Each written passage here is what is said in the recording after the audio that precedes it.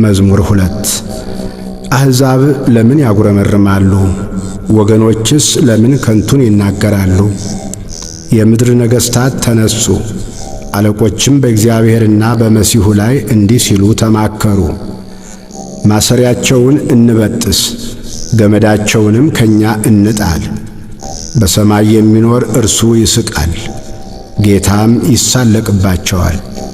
በዚያን ጊዜ በቁጣው ይናገራቸዋል፣ በመዓቱም ያውካቸዋል። እኔ ግን ንጉሴን ሾምሁ፣ በተቀደሰው ተራራዬ በጽዮን ላይ ትእዛዙን እናገራለሁ። እግዚአብሔር አለኝ፣ አንተ ልጄ ነህ፣ እኔ ዛሬ ወለድሁህ። ለምነኝ፣ አሕዛብን ለርስትህ የምድርንም ዳርቻ ለግዛትህ እሰጥሃለሁ። በብረት በትር ትጠብቃቸዋለህ፣ እንደ ሸክላ ሰሪ ዕቃም ትቀጠቅጣቸዋለህ። አሁንም እናንት ነገሥታት ልብ አድርጉ፣ እናንት የምድር ፈራጆችም ተገሠጹ። ለእግዚአብሔር በፍርሃት ተገዙ፣ በረዓድም ደስ ይበላችሁ። ተግሣጹን ተቀበሉ፣ ጌታ እንዳይቈጣ፣ እናንተም በመንገድ እንዳትጠፉ።